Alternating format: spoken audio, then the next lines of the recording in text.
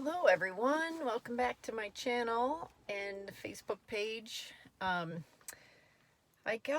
Lord showed me Deuteronomy 31 this morning, and I am really fascinated by how this relates to um, our current times. So what I'm going to do, because it's a long chapter, is I'll just put a link to it in the description if you want to read it, which I do recommend reading it. And then I'll just kind of give an overview of what it's saying, and then what the Lord was showing me about how it relates to today. So, the first part of Deuteronomy 31 is verses 1 through 8, and that talks about Joshua succeeding Moses. So, Moses was 120 years old. He was no longer able to lead the people. And because of his mistake, the Lord said, "You can't cross over into the new land."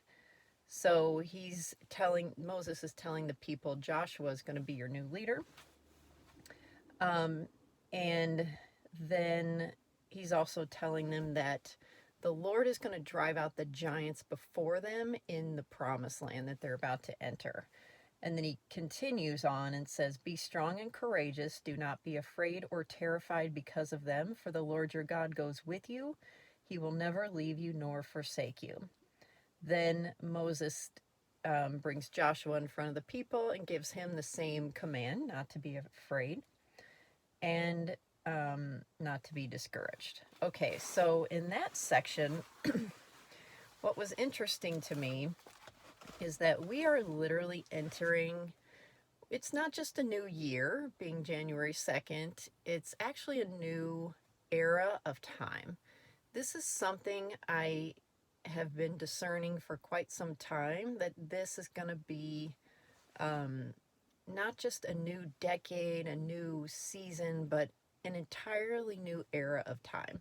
And that was part of what the Lord what kept telling me for the last couple years, was that this era of time, this new thing, was going to look so radically different that we would not be able to predict what the Lord was doing, because everything's going to have to be done in a new way. And then 2020 came and everything did start to become, we all started doing things in a brand new way because we had to. But I think that's just scratching the surface of what is about to come. So, in regards to Deuteronomy 31, 1 through 8, I do think that we are on the cusp, if not right at the promised land, where it is time to cross the Jordan and enter this new land that the Lord is giving us. And I think 100% that He is about to drive out the giants before us. And when we look at our election stuff going on right now, there are some giants in the way of what the Lord is wanting to do. And whether you like President Trump or not is irrelevant. This is the man that the Lord is putting in the new season to lead us into this era of grace that we're about to enter. And Kat Kerr talks about how we're going to have 24 years of grace, so there will be 20 more years of grace. So there's a spiritual battle happening right now that is literally unlike anything I've ever seen. I don't think we've seen this just in our lifetime. I don't think we've seen this in hundreds of years, maybe since the founding of our nation. It's something that intense. And so I think, because our Congress is meeting in 4 days to determine who's going to be our president. And I don't know that that's going to happen in one day, because now we have people contesting back and forth, and they have to meet for 2 hours for each contested state. And so I think it could be a while before we know who's going to be president, even though I think I already know what the Lord told me. So anyway, I'm trying not to go down a rabbit trail, but there's so much in my head. So now Joshua is succeeding Moses to go into the new era. So I think we've got our we are entering this new era just like they were crossing into the promised land. We are doing the exact same thing. So, okay, here comes the interesting parts. Verses 9 through 13 is the public reading of the law. So this is when Moses, it says, so Moses wrote down the law and gave it to the Levitical priests who carried the Ark of the Covenant of the Lord, and to all the elders of Israel. And then he tells them at the end of every 7 years, in the year for canceling debts, during the Festival of Tabernacles, when all of Israel appears before God, they're going to read the law in their hearing. It is no coincidence that, okay, for the past 2 months, if you've been following what's really going on with our election fraud and all of that, that we are literally, I've learned more about our laws and how the government works than at any other time in my lifetime. Maybe, I think even more than being in school. This has been unbelievable. And one thing that's been interesting is because of the disputed election, when the Electoral College and the Congress meets on January 6th, they're literally going to have to read the law and determine and try to figure out and interpret what our forefathers meant when they wrote this down. How amazing is this? Okay, then the next section is Israel's rebellion predicted. And basically the Lord brings Joshua and Moses together at the tent of the meeting and tells them that these people are going to prostitute themselves with the foreign gods of the land they're entering. And I know for a fact that when we enter this new era of time, which we're kind of entering into right now, the Lord is going to release blessings like nothing we've ever seen. And I keep just seeing not just money, but all of the promises we've been waiting for being fulfilled.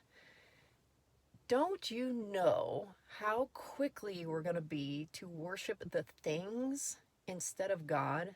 Oh my gosh, it's going to be, we are literally following the pattern of Deuteronomy 31. Even when we're suffering, we're quick to worship other things that aren't God. What are we going to do when times are good, you know? And then the last bit is the Song of Moses.